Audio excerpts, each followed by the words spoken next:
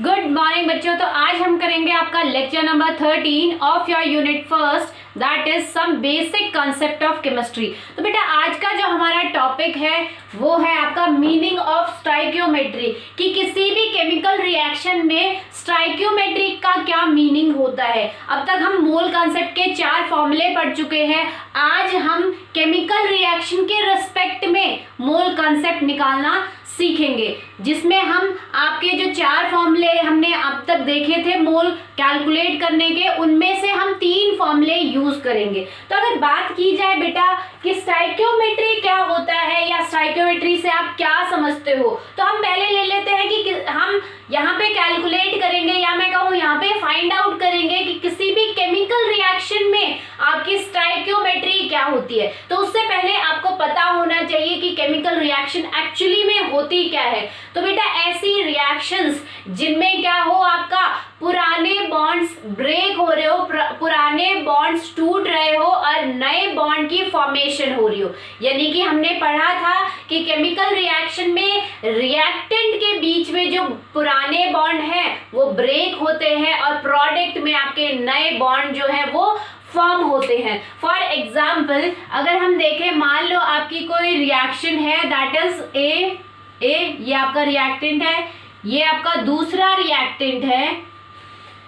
ये क्या कर रहे हैं, दोनों आपस में रिएक्ट करके आपका एक प्रोडक्ट बना रहे हैं, दैट इज ए बी। तो यहाँ पे हुआ क्या है, देखो आपकी ये केमिकल रिएक्शन है। तो हम केमिकल रिएक्शन को कैसे डिफाइन करते हैं बेटा, तो केमिकल रिएक्शन में क्या बोला अभी मैंने कि आपके पुराने बॉन्ड, बहुत सिंप्लीफाइड डेफिनेशन है, ज्यादा आपको मॉडिफाई करने की जरूरत नहीं है इस डेफिनेशन को। नॉर्मली बस आप ये याद रखो कि केमिकल रिएक्शन में रिएक्टेंट के बीच में जो पुराने बॉन्ड हैं वो तो ब्रेक होते हैं और प्रोडक्ट जो बना है उसमें आपके नए बॉन्ड का फॉर्मेशन होता है। ठीक है, तो आपका ये जो प्रोडक्ट है ए बी कैसे बना है, जब ए के बीच में बॉन्ड ब्रेक हुआ है और बी के बीच में बॉन्ड ब्रेक हुआ है, तब जाके ए और बी के बीच में एक नया बॉन्ड फॉर्मेशन हुआ है और उस बॉन्ड फॉर्मेशन से आपका क्या बना, एक प्रोडक्ट बना है। फॉर एग्जाम्पल एक और अगर हम जनरली या लाइव एग्जाम्पल कर ले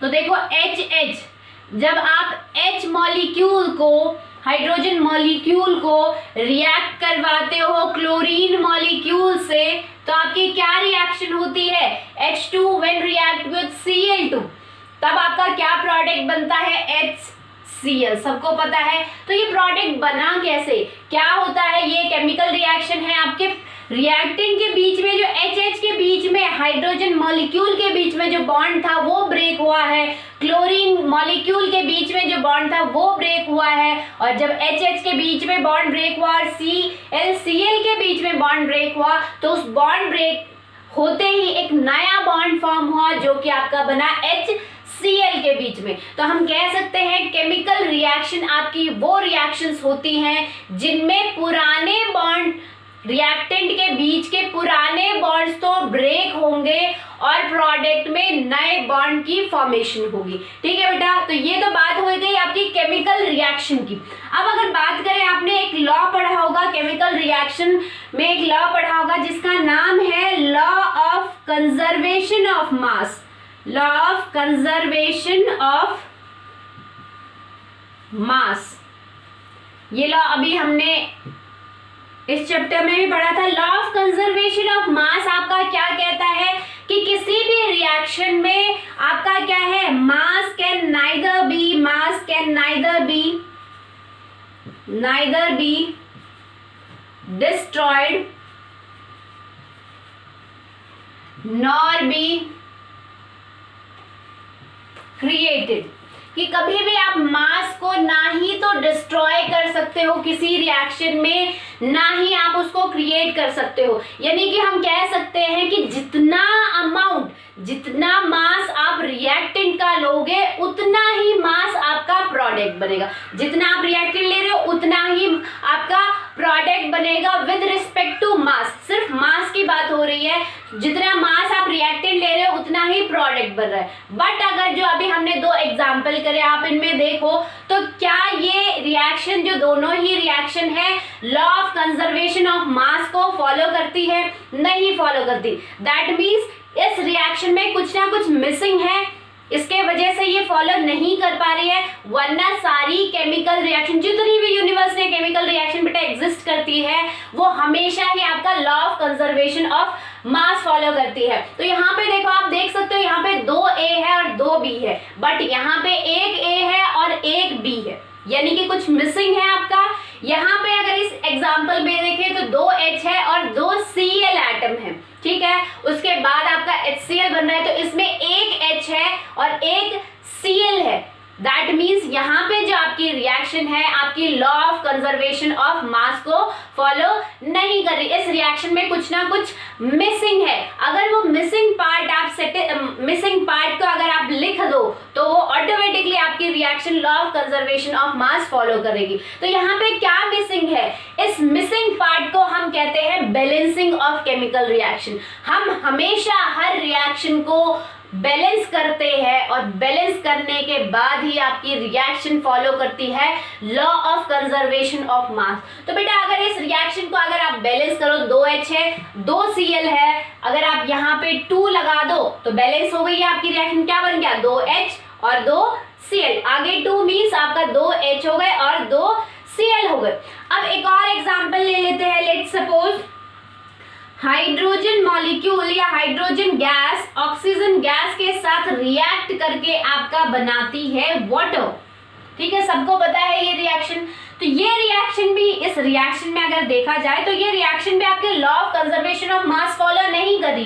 दैट मीन्स यहाँ पे भी कुछ मिसिंग है, ठीक है। वो मिसिंग पार्ट है आपका बैलेंसिंग ऑफ केमिकल रिएक्शन। इसीलिए हम आपकी केमिकल रिएक्शन बैलेंस करते हैं, क्योंकि बैलेंसिंग ऑफ केमिकल रिएक्शन करते ही आपकी हर एक रिएक्शन क्या ओबे करती है? Law of conservation of mass. तो कई बार क्वेश्चंस आपका पूछा भी गया है या काफी कंपटीशन एग्जाम में पूछा जाता है कि why we balance a chemical reaction.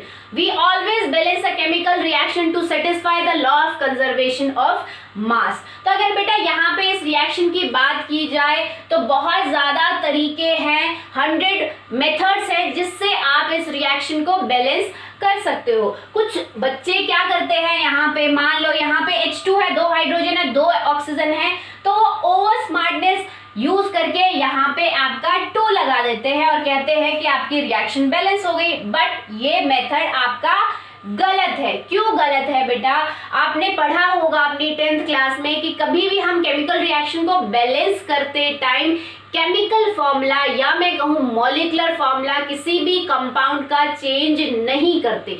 जैसे फॉर एग्जांपल अगर हम इस रिएक्शन को बैलेंस करेंगे तो हाइड्रोजन गैस जो है या मैं कहूँ हाइड्रोजन मॉलिक्यूल का फॉर्मूला H2 ही रहेगा, ऑक्सीजन गैस का फॉर्मूला O2 ही रहेगा, आप इसको चेंज नहीं कर सकते हो। एज सच बैलेंसिंग के टाइम वाटर का फॉर्मूला भी H2O ही रहेगा, आप उसको H2O2 नहीं बना सकते, क्योंकि H2O2 आपका हाइड्रोजन पर ऑक्साइड होता है ना कि वाटर। तो ये जो मेथड है आप जो यूज करते हो कि नीचे आपने कुछ भी नंबर लिख दिया या फिर आप एटम्स को बैलेंस करने के लिए यहाँ नीचे नंबर लिख रहे हो, वो आपका गलत है। हमेशा जो भी आप नंबर से मल्टीप्लाई करोगे या जो भी नंबर आप यहाँ लिख रहे हो रिएक्टेंट और प्रोडक्ट का बैलेंस करने के लिए, रिएक्टेंट साइड और प्रोडक्ट साइड आप एलिमेंट्स को या एटम्स को बैलेंस करने के लिए जो भी आप नंबर लिख रहे हो वो हमेशा आपका कहाँ आएगा? इन फ्रंट ऑफ या मैं कहूँ बिफोर द एटम, हमेशा बिफोर द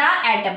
यहाँ पे भी एटम के या ये आपका क्या है कंपाउंड है तो कंपाउंड के हमेशा सामने आएगा, ठीक है। यहाँ आपका क्या है मॉलिक्यूल है, मॉलिक्यूल के हमेशा सामने आएगा, एटम हो तो एटम के हमेशा सामने, मतलब एटम के हमेशा पहले आप वो नंबर डालोगे जिस नंबर से आप बैलेंस कर रहे हो अपने number of atom on both side, both on reactant and product side. तो अगर इस रिएक्शन को हम बैलेंस करें तो बहुत ज्यादा तरीके हैं इसको बैलेंस करने के। फॉर एग्जांपल अगर मैं यहाँ पे आपका हाफ डाल देती हूँ, कुछ बच्चे क्या है हर बच्चे का माइंड बेटा अलग अलग काम करता है, तो कुछ बच्चे ऐसे भी बैलेंस कर देते हैं, ये रिएक्शन भी बैलेंसिंग की सही है, ठीक है। जैसे फॉर एग्जाम्पल देखो आप कैसे बैलेंस है या नहीं है, हाइड्रोजन 2 है, रिएक्टेंट साइड प्रोडक्ट में भी 2 हाइड्रोजन है। ऑक्सीजन जो है हाफ का मतलब क्या होता है, O2 आपने O2 ऑक्सीजन मॉलिक्यूल लिया है, अगर O2 मॉलिक्यूल्स का आप हाफ करते हो, O2 मॉलिक्यूल्स में कितने ऑक्सीजन है, 2 है, और 2 का अगर हाफ करते हो तो क्या बचेगा, 1 बचेगा, ठीक है। अगर आप 2 का हाफ करते हो बेटा 1/2, अगर आप 2 का हाफ करते हो तो कितना बचता है आपका, 1 आता है। दैट मीन्स यहाँ पे क्या है, 1 ऑक्सीजन है, तो प्रोडक्ट की साइड पे आपकी कितनी ऑक्सीजन है, 1 ही ऑक्सीजन है। एक दूसरा तरीका और है, कई बार बच्चे क्या करते हैं, ऐसे कर देते हैं, आपकी ये रिएक्शन थी H2O, ठीक है, ये रिएक्शन थी, तो इसको बैलेंस करने के लिए क्या करते हैं बच्चे, हाइड्रोजन 2 है, हाइड्रोजन 2 है, ऑक्सीजन 2 है, ऑक्सीजन 1 है, इसीलिए यहाँ पे आगे before the formula of compound आप नंबर 2 लगा देते हो, या मैं कहूँ 2 से मल्टीप्लाई कर देते हो। तो अब आपका यहाँ क्या हुआ है, हाइड्रोजन कितने हो गए, 2 तो पहले थे,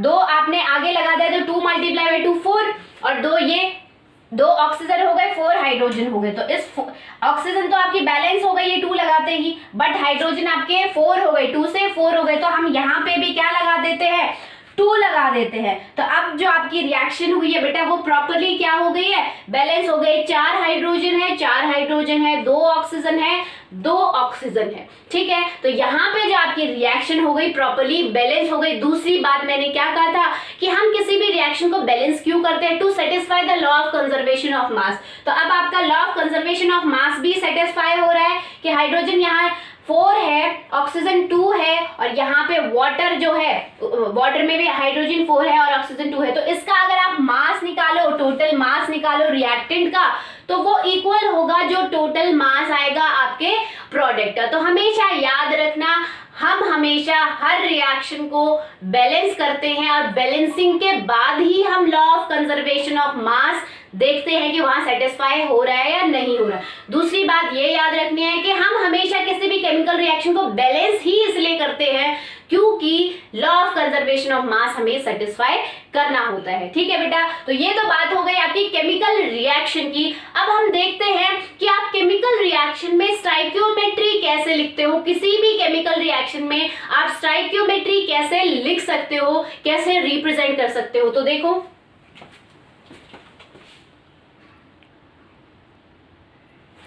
तो बेटा अगर हम बात करें आपकी कि किसी भी केमिकल रिएक्शन में स्टाइकियोमेट्री किसको कहते हैं, ठीक है। फॉर एग्जांपल अगर हम कोई रिएक्शन ले लेते हैं, फॉर एग्जांपल जब आपकी नाइट्रोजन गैस रिएक्ट करती है हाइड्रोजन गैस के साथ, it will give you ammonia, ठीक है, आपको पता है। उसके बाद देखो क्या ये रिएक्शन बैलेंस है, देखो यहाँ पे नाइट्रोजन कितने 2 है, प्रोडक्ट साइड 1 है, हाइड्रोजन 2 है, प्रोडक्ट के साइड कितने हैं 3 है। तो अगर हम पहले नाइट्रोजन को बैलेंस करें, नाइट्रोजन बेटा यहाँ पे कितने हैं 2 है, यहाँ पे अगर नाइट्रोजन 2 करना है तो यहाँ नीचे 2 नहीं लिखोगे आप, क्योंकि उससे आपका क्या होगा, फॉर्मूला चेंज हो जाएगा, और हमें बैलेंसिंग में फॉर्मूला चेंज नहीं करना है। तो हम 2 कहाँ लिखेंगे, यहाँ पे। अब देखो आपका क्या हो गया, नाइट्रोजन 2, नाइट्रोजन 2, हाइड्रोजन 2, हाइड्रोजन कितने हो गए 3 तो ऑलरेडी थे, और 2 आपने और लिख दिया, 2 से मल्टीप्लाई कर दिया तो 3 2 6, तो हाइड्रोजन आपके हो गए 6। यहाँ पे हाइड्रोजन 2 है तो इसको हम 6 कैसे बना सकते हैं, by writing 3 in front of hydrogen gas, ठीक है। तो अगर बेटा बात करें तो अब आपकी इक्वेशन जो हो गई प्रॉपर्ली बैलेंस हो गई, that means this equation is satisfying our law of conservation of mass. तो अगर हम केमिकल रिएक्शन में स्टाइकियोमेट्री की बात करें कि स्टाइकियोमेट्री क्या होती है, तो बेटा जो भी नंबर यहाँ पे देखो, नाइट्रोजन जो मॉलिक्यूल है, या मैं कहूँ नाइट्रोजन जो गैस है उसके सामने क्या नंबर है, कुछ भी नहीं है, दैट मीन्स 1 है। इसके आगे क्या नंबर है 3 है, इसके आगे क्या नंबर है आपका 2 है। तो ये जो नंबर है बेटा, ये जो आपको नंबर दिख रहे हैं आपके मॉलिक्यूल से पहले या फिर कंपाउंड से पहले, जो भी आपको ये नंबर दिख रहे हैं, यही आपके कहलाते हैं स्टाइकियोमेट्री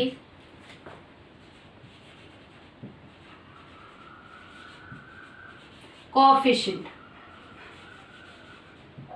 ठीक है। तो यही आपके क्या है स्टाइकियोमेट्री कोएफिशिएंट। समझ में आ गया कि किसी भी रिएक्शन में हम स्टोइकियोमेट्रिक कोएफिशिएंट क्या कहते हैं कि जो भी आपके कंपाउंड या एटम या मॉलिक्यूल के आगे जो नंबर है, जो भी डिजिट आपके आगे लिख रखी है, वही उस रिएक्शन की या फिर उस मॉलिक्यूल का स्टोइकियोमेट्रिक कोएफिशिएंट होता है। तो हम किसी भी रिएक्शन का स्टोइकियोमेट्रिक कोएफिशिएंट निकाल सकते हैं। देखो हम कैसे निकालते हैं ये stoichiometric coefficient.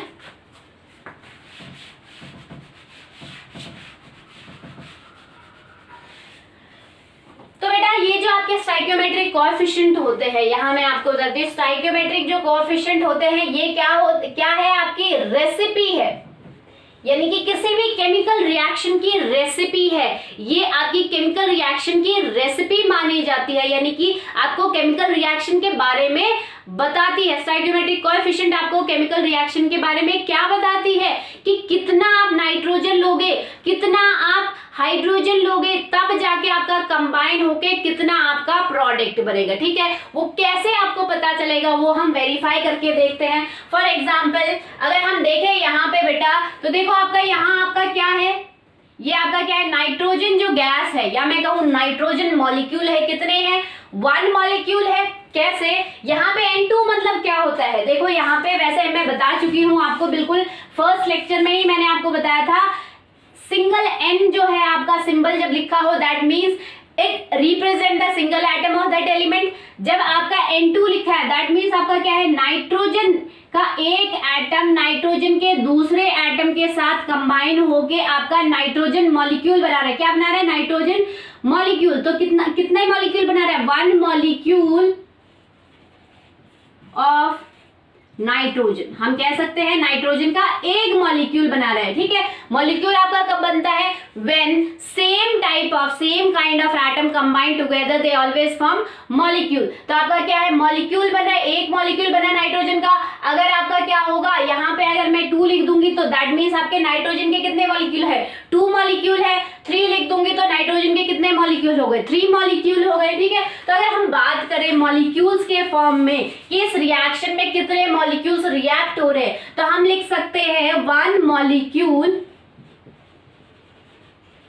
Of nitrogen gas का 1 मॉलिक्यूल रिएक्ट हो रहा है आपका 3। यहाँ पे आगे देखो क्या है आपका 3 है, आप देख पा रहे हो H2 के आगे मैंने क्या लिखा है, 3 है। H2 क्या होता है, हाइड्रोजन मॉलिक्यूल होता है। तो हाइड्रोजन मॉलिक्यूल कितने रिएक्ट हो रहे, 3 रिएक्ट हो रहे। तो हम लिख सकते हैं 3 molecule of hydrogen react to form, यहाँ पे आपका क्या है, आपका क्या बन गया, अमोनिया बन गया है। ठीक है, NH3 बन गया है। तो आपका ये क्या है, कितने हैं आपके NH3 के कितने मॉलिक्यूल्स है। अगर कुछ भी नहीं लिखा होता दैट मीन्स NH3 का 1 मॉलिक्यूल होता है ये। ठीक है, बट NH3 मॉलिक्यूल बनता कैसे, एक नाइट्रोजन के अराउंड आपके 3 हाइड्रोजन है। ठीक है, तो आपका एक मॉलिक्यूल जो है अमोनिया का, एक मॉलिक्यूल आपको इस फॉर्म में दिखता है, N के साथ 3 हाइड्रोजन आपके कंबाइन है। अब आपके कितने ऐसे मॉलिक्यूल हैं, 2 मॉलिक्यूल। तो हम कह सकते हैं 1 molecule of nitrogen react with or combine with 3 molecule of hydrogen to give 2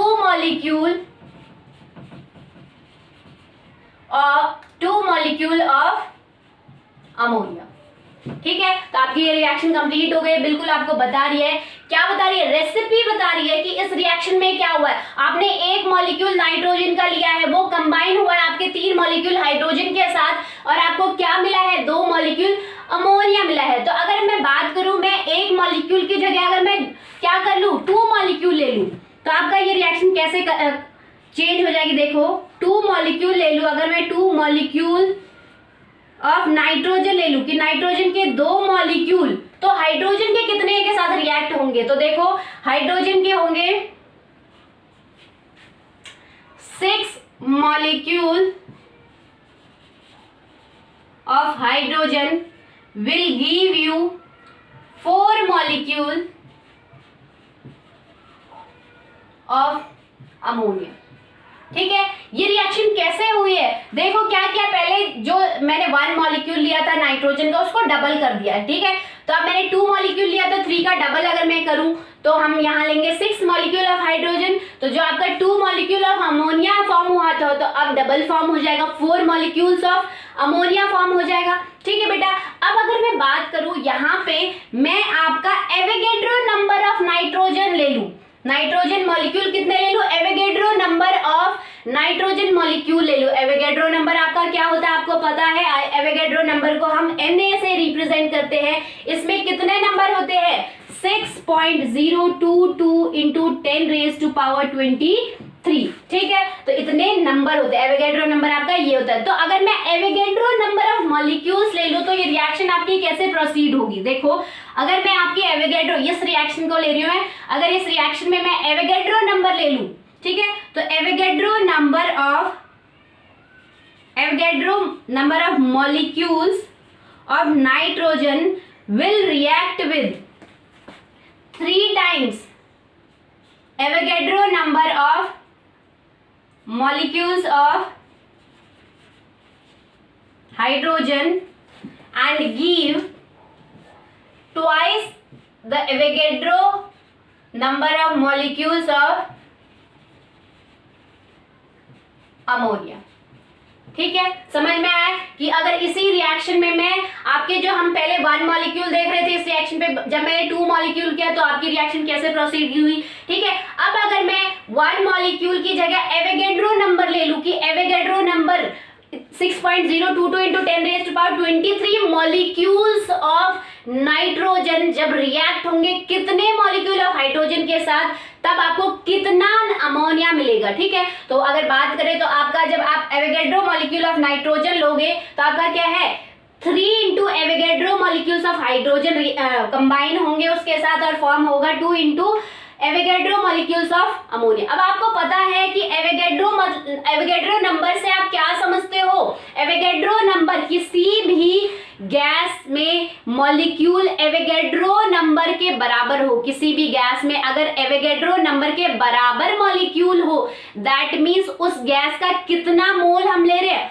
1 मोल ले रहे हैं। क्योंकि मैंने आपको बताया था कि 1 मोल किसी भी सब्सटेंस का, चाहे वो गैस हो, चाहे वो सॉलिड हो, चाहे लिक्विड हो, उसमें कितने पार्टिकल्स आएंगे या कितने नंबर्स आएंगे, एटम मॉलिक्यूल जो भी चीज आप लेना चाहो तो कितने आएंगे आपके 6.022 या मैं कहूं एवोगैड्रो नंबर के बराबर आपके मॉलिक्यूल्स होंगे। ठीक है, इंटू 10⁻23।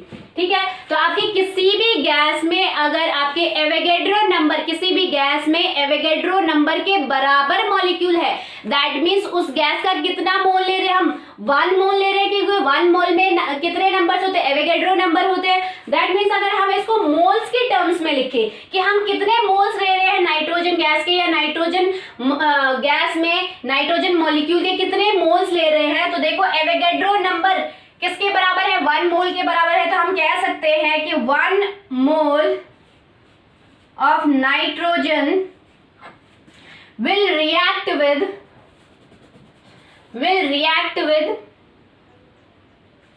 3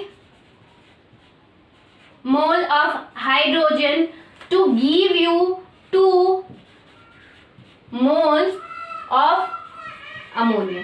ठीक है, तो मोल्स की अगर टर्म में लिखे तो बेटा देखो आपका क्या है, Avogadro molecules of nitrogen react कर रहे हैं 3 times of Avogadro number of hydrogen के साथ, तो आपको क्या मिल रहा है, 2 times of Avogadro molecules of NH3। तो आपको पता है कि एवोगैड्रो नंबर या एवोगैड्रो मॉलिक्यूल किसके बराबर होता है, मोल्स की टर्म में अगर बात करें कितने मोल्स होते हैं एवोगैड्रो नंबर में, 1 मोल होते हैं। 1 mole equal to Avogadro number. ठीक है, तो हम लिख सकते हैं Na की जगह हमने क्या लिखा है, 1 मोल लिखा है। अब आपका क्या है, ये 3 टाइम्स ऑफ एवोगैड्रो नंबर है, तो एवोगैड्रो नंबर 1 मोल के बराबर होता है, दैट मीन्स 3 से मल्टीप्लाई करोगे 3 मोल हो गया। यहाँ पे देखो 2 टाइम्स ऑफ एवोगैड्रो नंबर होगा आपका, तो यहाँ पे आपका क्या आ जाएगा, 2 मोल्स आ जाएगा। ठीक है, तो ये तो बात हुई आपकी, आज हमने एक नया कॉन्सेप्ट पढ़ा कि आप किसी भी केमिकल रिएक्शन को मोल्स की टर्म्स में कैसे रिप्रेजेंट कर सकते हो। तो अब से जब भी आपको केमिकल रिएक्शन रिप्रेजेंट करनी होगी, मॉलिक्यूल्स के फॉर्म में नहीं करोगे, हमेशा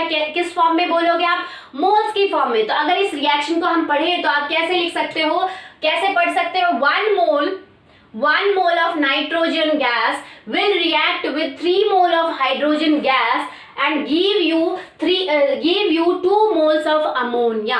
ठीक है, तो आपको हमेशा ही ऐसे पढ़ना है। अगर एक और एग्जाम्पल देख ले बेटा, अगर एक और example, let suppose 2H2 plus Cl2 will give you HCl, ठीक है। तो पहले हम इस इक्वेशन को बैलेंस करेंगे, ठीक है। तो बैलेंस करने के 2H है, 2Cl है, यहाँ पे हम 2 लगा देंगे। तो इस रिएक्शन को हम कैसे पढ़ सकते हैं मोल्स की टर्म्स में। तो यहाँ पे आपका क्या है, कुछ भी ना हो, दैट मीन्स यहाँ पे क्या होगा, स्टाइकियोमेट्रिक कोएफिशिएंट, स्टाइकियोमेट्रिक कोएफिशिएंट 1 होगा। अगर कुछ भी नहीं होगा, यहाँ पे भी क्या है 1 है, यहाँ पे ऑलरेडी 2 है तो 2 ही रहेगा, ठीक है। तो हम कैसे लिख सकते हैं इसको, या कैसे हम इसको पढ़ सकते हैं, हम पढ़ सकते हैं 1 mole of hydrogen gas react with 1 mole of chlorine gas to give you 2 mole of HCl, ठीक है। तो मोल्स की टर्म में ही आपको हमेशा आपकी रिएक्शन अब से लिखनी है, क्योंकि हम मोल कॉन्सेप्ट पढ़ रहे हैं। तो आज हमने आपका 5th कॉन्सेप्ट पढ़ा है मोल का। अब तक तो हम फॉर्मूले डिराइव कर रहे थे आपके। अब आपका जो मेन पार्ट है, बिल्कुल बेसिक पार्ट जो हम यूजुअली यूज करेंगे आपकी केमिकल रिएक्शन में। तो अगर केमिकल रिएक्शन अगर आपको गिवन है तो आप हमेशा ही उसको मोल्स के फॉर्म में रिप्रेजेंट करोगे। क्यों रिप्रेजेंट करोगे, क्या रीजन है, क्योंकि आपको मैंने बताया था हम मॉलिक्यूल्स, आयंस, एटम क्यों यूज नहीं कर रहे, क्योंकि बेटा ये बहुत छोटे यूनिट्स है। मॉलिक्यूल आपकी बहुत छोटे अमाउंट होता है, बहुत छोटी यूनिट होती है, तो उस यूनिट पे आप इजीली स्टडी नहीं कर पाते हो, स्टडी उस पे पॉसिबल है ही नहीं। इसलिए हम हर एक रिएक्शन, जो भी आपकी केमिकल रिएक्शन हम लेंगे उसको मोल्स की फॉर्म में लेंगे। मोल्स आपकी एक बड़ी यूनिट, आप देख सकते हो एक मोल में कितने नंबर ऑफ पार्टिकल्स या कितने नंबर्स होते हैं, 6.022 into 10⁻23, कितने ज्यादा होते हैं। तो आप इजिली 1 मोल किसी भी कंपाउंड, किसी भी एलिमेंट, किसी भी एटम का 1 मोल इजिली स्टडी कर सकते हो। इसीलिए हम हर एक रिएक्शन को मोल्स की फॉर्म में ही रिप्रेजेंट करेंगे या फिर मोल्स की फॉर्म में ही लिखेंगे। अब बात आती है, ये तो हो गया आप किस रिएक्शन को मोल्स की फॉर्म में कैसे लिख सकते हो। अब हम मोल, जो हमने आपके 4 फॉर्मूले पढ़े थे मोल्स कैलकुलेट करने के, उनमें से अब हम 3 फॉर्मूलों को यूज करके आपकी केमिकल रिएक्शन में मोल्स कैसे कैलकुलेट कर सकते हैं वो देखो।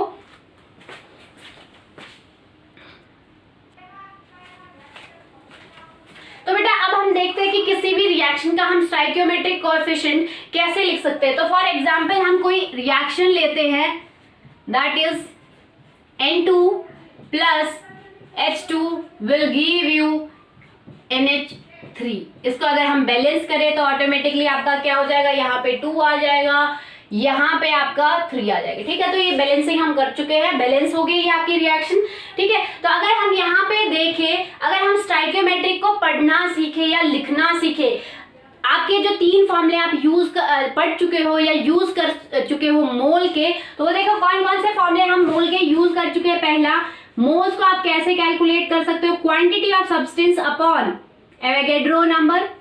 दूसरा हमने कैसे सीखा था, weight of substance, weight in gram of substance, या मैं कहूं given weight of substance when divided by atomic mass या फिर मॉलिक्यूलर मास, तब भी आप मोल्स कैलकुलेट कर सकते हो। और तीसरा कॉन्सेप्ट हमने पढ़ा था volume of gas at STP condition divided by 22.4 litre, उससे भी आप मोल्स कैलकुलेट कर सकते हो, ठीक है। तो हम इन तीनों फॉर्मूलों को यूज करके स्टाइकियोमेट्रिक कैसे लिख सकते हैं वो देखो। तो पहले हम ले लेते हैं इन टर्म्स ऑफ मोल। तो पहला अगर हम लिखें, तो पहला अगर हम बनाए इन terms of mole, stoichiometric coefficient in terms of मोल, ठीक है। तो अभी हमने जस्ट पढ़ा है, यहाँ पे कुछ भी नहीं है आगे, तो आप लिख सकते हो 1, ठीक है। तो आप क्या लिख सकते हो, मोल्स के टर्म में अगर हम स्टाइकियोमेट्रिक लिखे तो आप कैसे लिख सकते हो, स्टाइकियोमेट्रिक कोएफिशिएंट लिखे तो आप कैसे लिख सकते हो, 1 mole of nitrogen molecule will react with 3 moles of hydrogen will give you 2 moles of ammonia, ठीक है। तो ये हमने अभी पढ़ा था। तो ये तो बात हो गई आपकी मोल्स की टर्म में, ठीक है, कि मोल्स में आप कैसे आपकी कोई भी केमिकल रिएक्शन का स्टोइकियोमेट्रिक कोएफिशिएंट रिप्रेजेंट कर सकते हो। ठीक है, अब अगर बात करें तो मोल्स हमने पढ़ लिया है। ठीक है, अगर हम क्वांटिटी के टर्म्स में बात करें तो अगर हम लिखे इन terms of stoichiometric coefficient in terms of quantity, ठीक है बेटा, तो आपको पता है 1 मोल में कितनी क्वांटिटी होती है, किसी भी सब्सटेंस की कितनी क्वांटिटी होती है बेटा, एवोगैड्रो नंबर के बराबर। तो आप लिख सकते हो Avogadro molecules of N2 will react with 3 times 3 मोल है, that means 3 multiply by mole 1 मोल। 1 मोल में कितने एवोगैड्रो नंबर होते हैं, कितनी क्वांटिटी होती है एवोगैड्रो नंबर के बराबर। तो आप लिख सकते हो 3 times of Avogadro number of molecules of H2 will give you 2 times Avogadro number of molecules of ammonia. ठीक है, तो क्वांटिटी की टर्म में अगर हम स्टोइकियोमेट्रिक कोएफिशिएंट को पढ़े तो आप इस तरीके से रिप्रेजेंट कर सकते हो। नेक्स्ट अगर हम बात करें बेटा आपकी क्या है, नेक्स्ट आपकी वेट के टर्म्स में। अगर आप वेट के टर्म्स में या फिर मैं कहूँ हम केमिस्ट्री में वेट और मास सेम लेते हैं, तो मास की टर्म में अगर आप रिप्रेजेंट करो तो देखो बेटा आपका क्या होता है, 1 मोल में कितना मास होता है आपका, किसी भी मॉलिक्यूल के 1 मोल में कितना मास होता है उसके मॉलिक्यूलर मास के बराबर। या मैं कहूँ कि 1 मोल ऑफ एटम, किसी पर्टिकुलर एटम का 1 मोल ले तो उसका मास कितना होगा, 1 मोल ऑफ पर्टिकुलर एटम कितने मास के बराबर होगा, उसके एटॉमिक मास के बराबर। या और भी दूसरे तरीके से मैं बता सकती हूँ आपको कि आप वेट कैसे कैलकुलेट कर सकते हो। हमने देखा था कि आपका वेट के टर्म्स में आप मोल्स ऐसे निकालते हो। ठीक है, तो अगर आपको वेट कैलकुलेट करना हो तो आप क्या करते हो, moles multiply by molecular weight या फिर एटॉमिक वेट, तो ऑटोमेटिकली आप वेट के टर्म्स में कैलकुलेट कर सकते हो। तो वेट के टर्म्स में अगर बात करें इन टर्म्स ऑफ वेट और मास, इन टर्म्स ऑफ वेट, तो वेट की टर्म्स में अगर बात करें बेटा तो आपको पता है कि 1 मोल किसके बराबर होता है, इसके ये मॉलिक्यूल है तो इसके मॉलिक्यूलर मास के बराबर। तो आपका N2 है, एक एटम पे, एक नाइट्रोजन एटम पे कितना मास होता है आपका 14, तो 2 पे कितना होगा 28। तो आप लिख सकते हो 28 ग्राम। आपको पता है कि N2 मॉलिक्यूल जो होता है उसका मॉलिक्यूलर मास कितना होता है 28 ग्राम। तो 1 मोल ऑफ N2 में उसका मॉलिक्यूलर मास कितना होगा 28 ग्राम्स होगा। 28 gram of N2 will react with hydrogen, आपका क्या है 3 मोल्स ऑफ हाइड्रोजन। तो 1 मोल में कितना होता है 2 ग्राम्स होता है, क्योंकि एक हाइड्रोजन एटम का मास कितना होता है, एटॉमिक मास कितना होता है 1 ग्राम होता है, तो 2 का कितना होगा 2 ग्राम होगा। और आप 3 मोल ले रहे हो तो आपका क्या होगा 3 मल्टीप्लाई बाय 2, दैट मीन्स यहाँ पे आपका क्या है 6 ग्राम।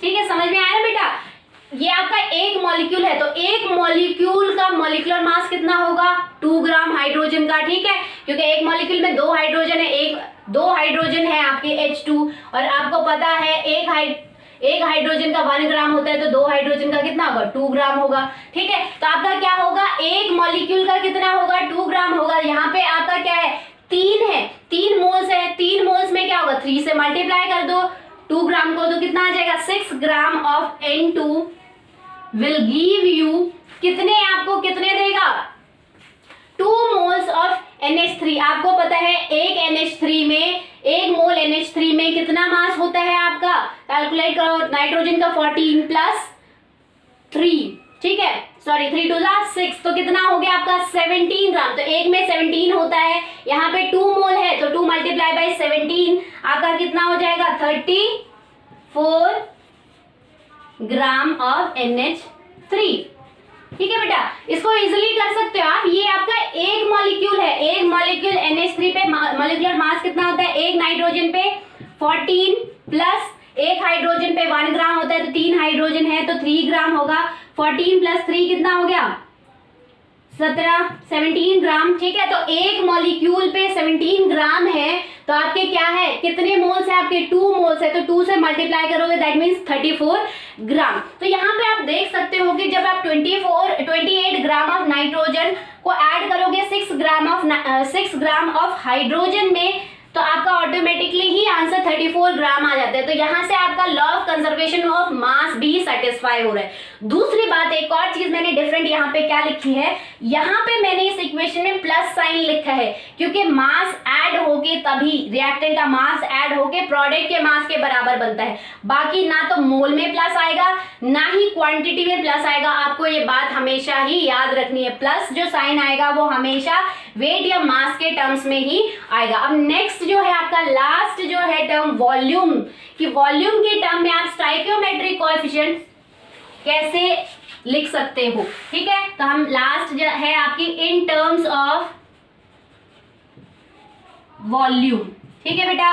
तो वॉल्यूम आपको पता है 1 मोल में कितनी वॉल्यूम होती है, हमने पढ़ा था 1 मोल में कितनी वॉल्यूम होती है पर्टिकुलर गैस की, 22.4 लीटर। तो 1 मोल में कितनी होगी, 22.4 लीटर ऑफ नाइट्रोजन मॉलिक्यूल, ठीक है। उसके बाद आपका क्या है, 3 मोल में कितनी होगी, 1 मोल में कितनी होती है 22.4, तो 3 मोल में कितनी होगी, 3 multiply by 22.4, 3 multiply by 22.4 liter of hydrogen gas will give you, अब आपका यहाँ क्या है 2 मोल्स है, 1 मोल में 22.4, कोई भी गैस हो, ये अमोनिया गैस है, ये हाइड्रोजन है, ये नाइट्रोजन, इररिस्पेक्टिव ऑफ गैस आपकी वॉल्यूम हमेशा ही 1 मोल में उतनी ही रहेगी, ठीक है। गैस को कंसिडर नहीं करना कि कौन सी गैस है, कोई भी गैस हो, किसी भी गैस का 1 मोल उसके कितनी वॉल्यूम के बराबर होगा, 22.4 लीटर के बराबर होगा। तो यहाँ पे 2 मोल है, that means 2 multiply by 22.4 litre of ammonium,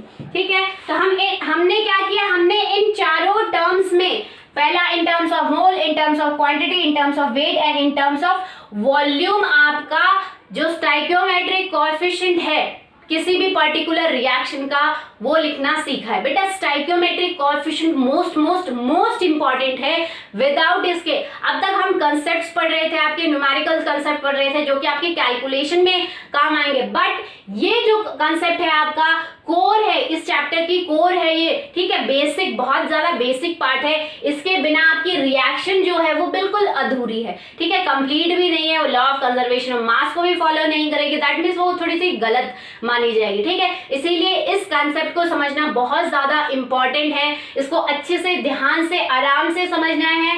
कोई भी कंफ्यूजन हो तो आप मुझे कमेंट कर सकते हो। आई होप आज का कंसेप्ट आपको समझ में आया होगा। That's all for today, thank you.